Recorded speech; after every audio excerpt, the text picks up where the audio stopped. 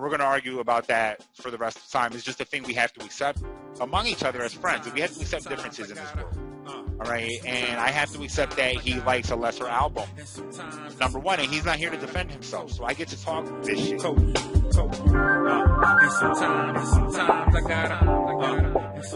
All right, good morning, everybody, or good afternoon, wherever we find you, doesn't really matter. In honor of 24 years since Reasonable Doubt dropped. Reasonable Doubt, my favorite rap album of all time by my man Jay-Z, the greatest rapper of all time, in my opinion. You can debate with your mother.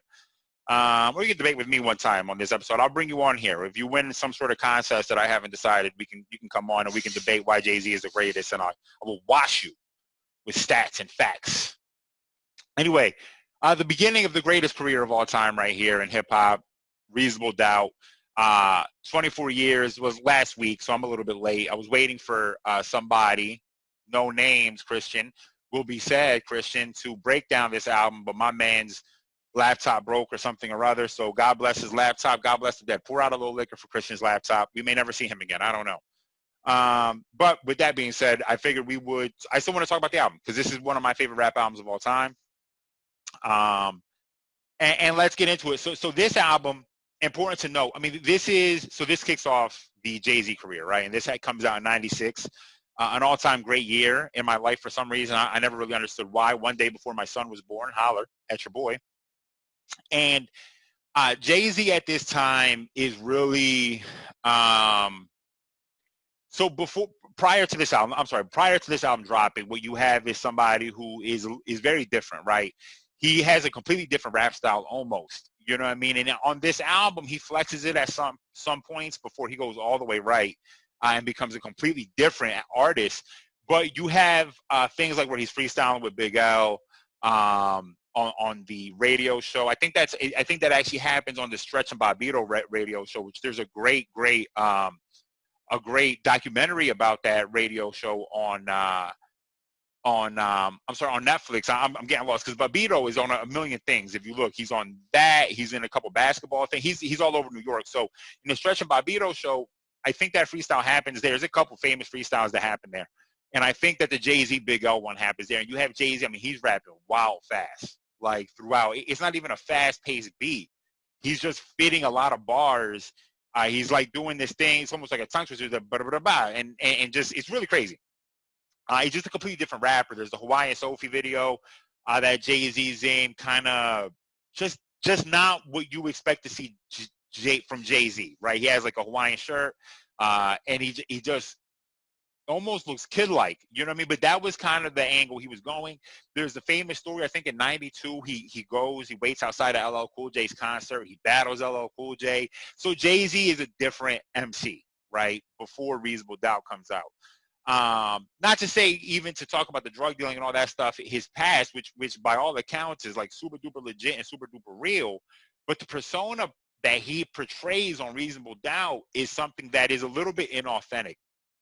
And that sounds bad. I don't mean it to sound bad. And we'll get to that in a second. So he's just a different type of person. You know what I mean? Now, when Biggie comes out, I think, you know, he starts getting around Biggie, and I don't exactly know how all of this happens because he's around Jaz-O a lot. He's around Sauce Money. Comes around Memphis, around all these guys, guys from his hood, right? People from his projects, whatever. And he gets around Biggie somehow, and I never understood that story. I didn't do a lot of research on this. I just wanted to kind of talk about it real quick. This is not the Jay-Z story. This is the unofficial one, and talk about some of the legend. And I think that has a lot to do with how he begins to portray himself, because Biggie goes from being portrayed as this like this street level thug dude, right? Who then all of a sudden is in Biggie Give Me One More Chance. He's in One More Chance. He's in in all these songs, and he has the cane and the Coogee sweater, and he looks different. So what happens is, leading up to this album, Jay changes his persona a little bit. He goes from this younger rapper dude to leaning into the drug dealer image. And this is kind of beginning, because right here, we're in the midst of gangster rap, right? And you got the West Coast gangster, and the West Coast gangster rap is gang rap. You know what I mean? It's gangster rap, obviously, but it's gang rap, right? It's like Bloods and Crips rap, right? It's rap for this West Coast, these West Coast dudes. And then you have East Coast gangster rap, which is your Mobb Deeps and your like Mobb Deep, the Locks, Naughty by Nature, fucking the Wu, right? Is these like dirty in the fucking sewers rapper, you know what I mean? Dudes that are like thugs and they're street level gangsters, right?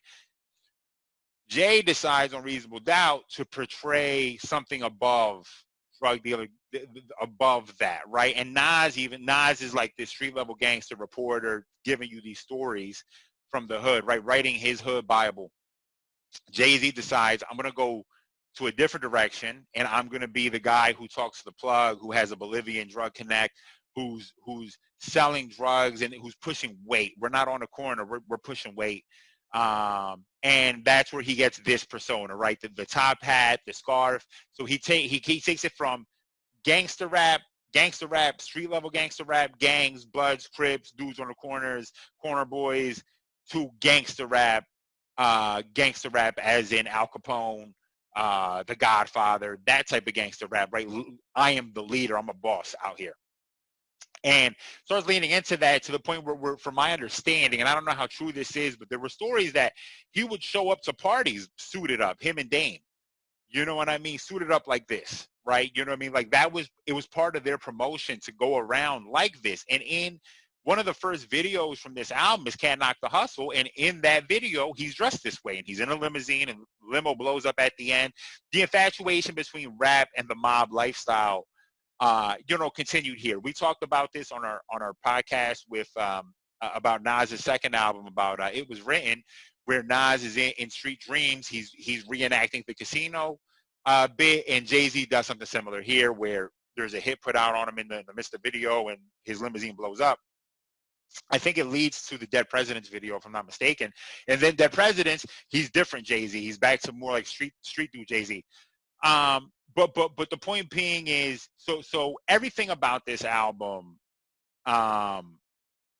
this is Jay-Z repackaging himself from Hawaiian Sophie, rapping with Big L, to now lead drug dealer, and then he does it again, right? Because this right here, what's important is that because of this album, this is what leads Jay-Z to eventually go with the, dumb it down to double my dollars. They all hate me for it, but they still yell holler. All of that, right? Lyrically, I could be Talib Kweli, which I was actually talking to Christian about yesterday. It's because this album doesn't get notoriety in the beginning, right? This album has a second life, especially because of the internet. I would think the internet has a lot to do with it, because I wasn't on to Jay-Z until Blueprint was when I became a Jay-Z fan, because I listened to Dynasty. I didn't like Dynasty. I didn't like Volume 3, which had Big Pimpin'. And then Blueprint, I was a Nas guy, so when Blueprint came out, I was like, oh, shit, how does Nas bounce back from this? And then I heard Ether, I was like, oh, how does Jay bounce back from this? So at that time, I start liking Jay-Z until then, I finally go back and re-listen to Reasonable Doubt, which my brother had put me on to early on. Because I was like a super lyrical miracle guy, and 22 Twos was me when I first heard it. Was like, oh man, this is the shit right here. You know what I mean? Which we can get into in a moment. But so then I go back and listen to it, and I realize how great this album is. And I think a lot of people end up having this reaction to this album as a second life, and people decide, well, man, this might be Jay-Z's best album. To me, it's his best album. There's only really one song that I don't like. It's not even a bad song. It's just not my favorite song on the album. But so the point being, so he ends up reinventing himself a few times, but this is the last time he writes, quote unquote, for an album. Which, I think we all know he doesn't write. He has this weird thing. A lot of rappers do this. Apparently Lil Wayne does this too. I don't know how true it is, but where they're able to essentially freestyle. You're kind of freestyling and you're writing it, you're piecing it together in your brain, and then you deliver it. Not a thing I could do. I have a horrible memory. And I'm not Jay-Z. I'm not that great. So anyway, point being, so this is this album, right? So Jay-Z drops this, doesn't get a whole lot of notoriety at the time. He ends up switching, going into Volume 1 and changing his sound completely, becomes a different guy. But for this album, coming off the heels of Illmatic, coming off the heels of Ready to Die, this album doesn't necessarily have a huge moment. Like I said, The first video, I think the first video is Can't Knock the Hustle. He has a video for Dead Presidents. The song that really gets the love is this one, Ain't No. I'm just gonna call it Ain't No. And oh, look at this. After the release of his first single, In My Lifetime, which was a fire song, released his debut album, but In My Lifetime isn't even on this song. With Rockefeller Records, album features hardcore New York hip hop. We had Irv Gotti, Jazzo, blah blah blah. Okay. Anyway, Ain't No, which is my least favorite song on this album, but really gets a lot of notoriety because it's on the Nutty Professor soundtrack, if I'm not mistaken. So, so it's kind of doubling there. And this is also Foxy Brown going back and forth. So yeah, I mean, you go through this album, Can't Knock the Hustle. This is where the I Made a Song with Mary J. Blige starts, because Mary J. Blige is already a well-established artist at this time. She's from Brooklyn, I think, so I think she has some connection to Jay-Z, and that's why she's on this album. Politics as Usual, another fire song. Brooklyn's Finest with Biggie. Biggie's taking shots at Tupac here. They both are. This is the song that essentially leads Tupac to this Jay-Z. Low key. Dead Presidents 2. I mean, Dead Presidents is one of the songs that will last the test of time. So there's two versions of Dead Presidents, and this obviously is important because this is the line, you made it a hot line, I made it a hot song, right? This is where Jay-Z gets that line from, is from this Dead Presidents line. I mean, everything about this could easily be one of the best songs. This could be the best lyric if you wanted to pick it. It's not my favorite. My favorite is actually going to be is going to be surprising, I think, to people. But at this time, I mean, look at everything. Who want to bet us? We don't touch lettuce. Stack cheddars forever. Live treacherous. All the et ceteras. Who's rapping et ceteras? Accumulates. We illuminate the whole show. I mean, everything about it. This is just Jay-Z going ham. This is one of my favorite parts right here. Murder is a tough thing to digest. It's a slow process, and I got nothing but time. I mean, it's just vicious. I had everything about this. I'm just gonna sit here, my God, man. Full band hands, roll like Monopoly. You copying me like White Crystal. Yeah, this could easily be the best lyrics on here. Dead Presidents 1. I wonder if they have a link to that. Is also really, really good. They're not gonna have it. He starts Dead Presidents 1, I think, saying something about Soviet, the Soviet, the unified, steady flow. You already know, something like that. You light, I'm heavy roll, heavy dope. Mike Machete, I know too many of those lyrics. Anyway, for a long time, people were always like, Dead Presidents 1 was better than Dead Presidents 2. And it probably isn't. I think that's like the us always wanting to be against the norm kind of thing. Because in reality, Dead Presidents 1 is I mean, this is unimpeachable. You know what I mean? You can't look at Dead Presidents 1 and think that anything he says here is whack. People have been trying to remix this and make it better than the original, and you just can't. I mean, it's just impossible. Oh no, I'm sorry. I'm rapping the third verse. What was I thinking? I'm thinking of a different thing. Yeah, I mean, everything he says here is fire. But anyway, let me get to my favorite lyrics here. I mean, before we get there, Feeling It was one of my favorite songs. A lot of really like soulful singer types kind of here. So I'm feeling it. You know what I mean? One of my favorite songs here. He does a really good job in this album too of not only rapping this like drug dealer chic lifestyle, but also painting it in a way that's almost with some of the beats and some of the things he says, it's almost it can almost be tragic in certain parts. And even when he's rapping on Feeling It, I don't know, there was always something about Feeling It to me. Even if it ain't sunny, hey, I ain't complaining. I'm in the rain doing a $140 hydroplaning. What, shorty, where you disappear to, son? Maintaining, put myself in a position most of these rappers ain't in. I'm living. So it's like Ill Street Blues got your hunger panging, nothing to gain and a whole lot to lose. You still singing, fool. So like he paints this world, but there's still this like this tragedy to it almost. That while it sounds glorified and it sounds banging, it also sounds like, yeah, but there's a heaviness to this, right? And that heaviness becomes very, very clear as you get into the next song, The Evils. I mean, this has one of my favorite rap lyrics of all time. This shit is wicked in these mean streets. Yeah, none of my friends speak. We all trying to win, but then again, maybe it's for the best though. But let me get to this last line right here. You kidding me? I mean, when I first heard this, it's just mind blowing. I think maybe now people might look at this bar and not think so highly of it, but in '96, there was this thing in rap for a while, and the Wu-Tang had mastered it to a certain degree. Nas had become like really mastered this, where including biblical references and historical references would make your shit pop. Like it was Cannabis's whole thing, right? It was like Cannabis's life, and Pun to a certain extent, especially in the beginning, where it was like you would say things that would seem so grand and such grand ideas, like invoking the Bible, invoking verses from the Bible. God said this, this, and that. So blah blah blah blah. So God gave Adam a rib, so I'm gonna take your rib from you, right? All of a sudden, it's the hardest shit anyone's ever heard. So because of that, this stop screaming, you know the demon said it. Stop screaming, you know the demon said it's best to die, and even if Jehovah Witness bet he'll never testify. This is like really peak. This is peak Jay-Z wordplay, right? Because this is like, it's almost a throwaway. You know what I mean? This is something that he would actually probably include earlier in the rap. In here, it becomes highlighted because the beat starts dropping out. It's the end of the song.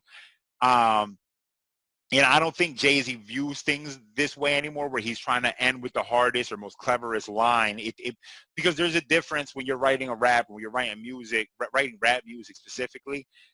Rappers, and I've had this issue in the past. A lot of rappers have this issue where you're trying to write raps that you think are going to impress people, right? You're trying to write bars that you're like, oh, this is going to get a reaction. This is going to get. This happens in battle rap all the time, but in battle rap, it has a place, right? You're trying to get reactions out of people, right? And then that's different than writing what you feel, right? What you feel, you may have what you feel, you may have something real clever early on, and it may end on a whimper. But if it's what you feel, it's better. You know what I mean? If it's more you, then it's better. So here, even stop. You know, the demon said it's not even necessarily super a natural a rhyme. You know, the demon said it's best to die. You know, I guess it does make sense. Some people stretch it more. It's not that stretch, but I just think that if Jay-Z was re-rapping songs like this line might happen in a different place. It may not end the rap necessarily. He doesn't care necessarily, I think, about ending raps that way anymore. But in this case, he ends the hardest bar here. So stop screaming, you know, the demon said his best dying, even if Jehovah Witness, but he'll never testify. I mean, explanatory, you know what I mean? Wordplay. And even if Jehovah Witness, if you're a Jehovah's Witness, right? And even if Jehovah Witness, right? And that's almost like it's saying that even if he witnessed the shit that I seen, or if he witnessed me doing some shit, he would be too scared to testify against me. I mean, self-explanatory. I mean, this whole round, but now it's this higher learning got the Remy in me. Liquors invaded my kidneys, got me ready to lick off. I'ma forgive me. Yeah, all of this is hard. This is a fantastic song, and again, this is back to that. You know, this is almost a conceptual album. You know what I mean? You could argue it is. It's never been called a concept album. Like American Gangster is very much on the surface a concept album. This is not on the surface a concept album, but in the scope of the rest of his albums, you would really look at this and say it is kind of a concept album. Even what we're talking about, you know, all of this about drug dealing, some gangster shit, dead presidents, to feeling it, to some of the tragic stuff. Let's get 22. Can I live? None of this is. But then Friend or Foe, Coming of Age, all of this is very fits in the concept. Cashmere Thoughts, Bring It On. This all fits in. And then Regrets. This all fits into a concept, and to some sort of. It's a very loose concept, but there are concepts that are. You could argue it's a concept album. That's what I'm going to say. I'm going too far. 22 Twos, famous song right here. This was back in the day. This is when rappers were like every rapper had a song that they wanted to flex on. I just dropped an album. Shout out to the album I dropped on SoundCloud. I'll be coming out with a new album, which is really just going to be 4 more songs. I'm going to repackage the same bullshit, and I'm going to sell it to you. So please buy it. Anyway, so this is back in the day when rappers were doing things like they would have a track that they're just going to flex lyrically on. Every rapper has done it. It happens on Illmatic on certain songs. Happens on every single rap album, especially back in the day. Where it's like we're just gonna flex. Now, what Jay-Z does here to flex is he fits 22 times. The word two in here 22 times. And a couple different ones. There's a couple different ones that are hard to come across. To all my brothers, it ain't too late to come together because too much black and too much love equals forever. Which right here, bang. It's a shame that they don't have this highlighted here. Hold on. Whoops. We found a mistake here, genius. So much for you motherfuckers start being geniuses. I should sign up and start annotating. Too much black and too much love equal forever. That's it's a whatchamacallit. It's a, it's a math problem. 2 + 2 = 4. Too much black, too much love equals forever. Y'all missed this one, genius. Get to your shit. Anyway, so I changed every 2 rhymes. So he does 22 twos. There was ones here that are kind of hard to see. Too much West Coast dick licking, too many on a mission, doing your best Jay-Z rendition. I got my suspicions, bitches. There were some twos in here that were kind of hard to catch if you ever tried to count it, but I 100% counted it. Then later on, he does 44 fours, which I'm a nerd, so I spent the time counting the fours. He says 444 times.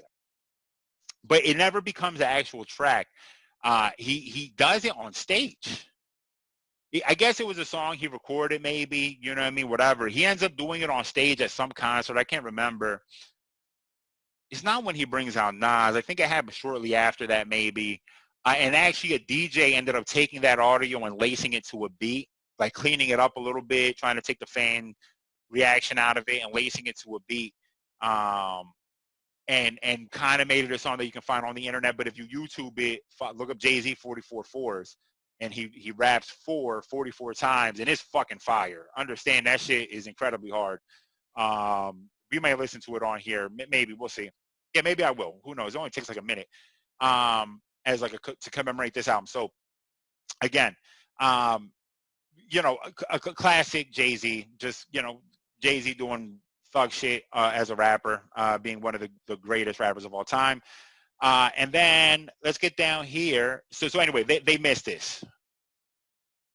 All right, they missed that. Too much black, too much love equals forever.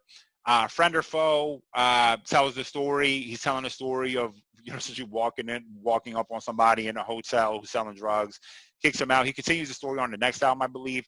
Coming of Age. This is the song with Memphis Bleek.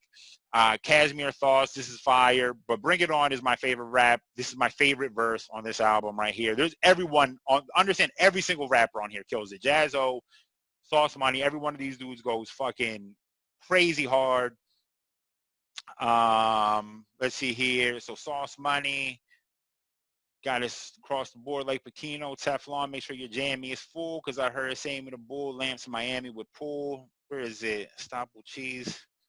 Said we was garbage, so fuck college. Street knowledge amazing. The scholars when we coin phrases for dollars. I mean, Sauce Money, which there's a funny story about this, but anyway, Sauce Money is a punchline rapper. You know what I mean? So he's on Reservoir Dogs. He kills Reservoir Dogs. Everything is a punchline. He says, I can't remember what he says right off the top of my head, but he kills that song, Reservoir Dogs. He kills this verse, has a couple punchlines. Searching, where are we at? Hold on. There's a couple punchlines in here. I just don't feel like reading all of it. Anyway, Sasso kills it. I mean, Sauce Money kills it. Jaz-O kills it. You know what I mean? I'm energetic with facial credit. He's a different, Jaz-O is more of a rapid fire rapper. You know what I mean? Just a lot of words that rhyme. He's not saying a whole lot necessarily. Well, I mean, he's saying stuff. Don't get me wrong. He's saying stuff. But it's just like when Jaz-O says he taught Jay-Z, he did at a time. When Jay-Z was rapping with Big Young, was doing the fast rap, he kind of did that. But by this album, Jaz-O and Jay-Z there's just not even a comparison. Jaz-O can't do no offense, Jaz-O, but you couldn't have done Dead Presidents like Jay-Z did Dead Presidents. You know what I mean? And whatever, but here's Jay-Z. Jay-Z, my favorite verse on this album. Mannerisms of a young Bobby De Niro, spent Spanish wisdoms in a whip with De Niro, crime organized like the Pharaoh, hot post like Hakeem, got a lot of things to drop, Brooklyn to Queens. I mean, look at the way he's rapping this. Mannerisms of a young Bobby De Niro, spent Spanish wisdoms in a whip with De Niro. So mannerisms, Spanish wisdom, De Niro, crime organized like the Pharaoh. I cream, I diamond gleam, high post like I Keem. I got a lot of things to drop. So, I mean, so he crime organized the Pharaoh. So he's rhyming a bunch of shit in here. Then he comes here, says I cream, I diamond gleam, high post like Hakeem, got a lot of things to drop. This doesn't even rhyme with this. To drop doesn't even rhyme with anything here. But it's just he decides to rap this way, where I cream, gleam, Hakeem, got a lot of things. Brooklyn to Queens, got my steam, have my long jeans. Here, man. Jesus Christ. I mean, this is just my favorite fucking verse. But then he does this whole movie thing, which really I find myself doing a lot just because I just wish I could make anything sound so fucking cool. So can't do for Dolo, had to turn away when Tony killed Manolo. That's real, mixed feelings like a mulatto. Thug thought he was OG Bobby Johnson. I played him like Benny Blanco. I mean, does a 2.2 pounds. You're barely 125 grams. Wouldn't expect y'all to understand. This money just that drug talk again. Do the knowledge, do the few dollars. I'm due to demolish. It's funny because anytime I hear someone say do the knowledge, I can't, or if I say the words do the knowledge, I can't help but in the back of my head rap this entire line. This is my favorite verse. I mean, that's it. This is my favorite verse on the album. This is probably sacrilege. I'm sure people will be like, how could you pick this over one of the verses on I mean, their verses just splattered. There's just fire verses splattered throughout this album. You know what I mean? I just don't want to spend 3 hours going over every single verse. You know what I mean? This is the verse that, like, for me, this is the verse that if I'm driving to Reasonable Doubt and I get to my destination, I have to listen to this verse first before I get out of my car. Or if I'm driving and I'm at a fast food spot and this verse plays, I'm running this verse back so I can hear it because this is my favorite. It's just that verse is just my favorite. This is my favorite Jay-Z album. One of these days, me and Christian are going to rank all of Jay-Z's albums. And the very top, we're going to disagree because he's going to have Blueprint 1 and I'm going to have Reasonable Doubt 1. And we're going to argue about that for the rest of the time. It's just a thing we have to accept among each other as friends. We have to accept differences in this world. All right. And I have to accept that he likes a lesser album, number one, and he's not here to defend himself. So I get to talk this shit. He likes a lesser album as Jay-Z's best album, and I like a greater album as Jay-Z's best album. This is my favorite rap album. Once I said that this was the greatest rap album of all time, and I understand why people may think that's sacrilegious. I don't necessarily care that people think it's sacrilegious because all of this is subjective. You know what I mean? It's all subjective. There are like people that are like fans of that are like I like they're fans of like J. Rue the Damager or like you know, guys like that who would be like, no, this album isn't better than some dude from the Midwest you've never heard of's best album. And that's fine. It's subjective. All of it is subjective. This spawns the greatest rap career of all time. This is the beginning. And it's not even universally loved when it first drops. You know what I mean? And that's the crazy thing about it. This spawns the greatest rapper of all time's career. And it has to get a second life before people even appreciate it as a great album. You know what I mean? So, and essentially American Gangster is just an updated version of this album. You know what I mean? It's essentially what American Gangster is. Just this album brought into 2000, I think it's 2007 or 2008. So, yeah, if there's any albums you guys want me to review. Oh, you know what? Before we go, fuck it. Let's see if we can find 44 4s on YouTube real quick. Please ignore my YouTube habits. You're just going to see a lot of beats or at-home workouts on here, I'm sure. Or basketball. Yeah, beats, basketball.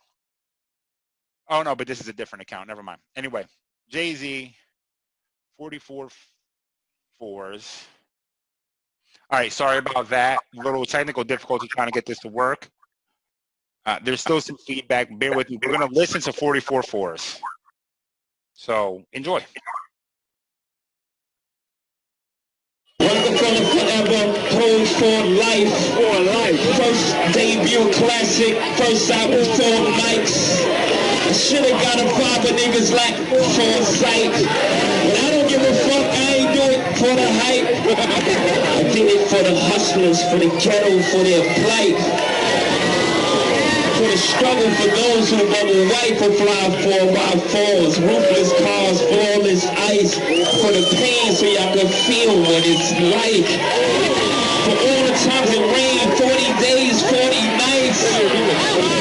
For all the promise made that never came to the light, I get my own 40 acres, give me 4 nights, 4 O's, a Glock 40 for the jackets, and I'm spiked. Or the 4-4 would suffice, a 14-year-old to look out for the vice.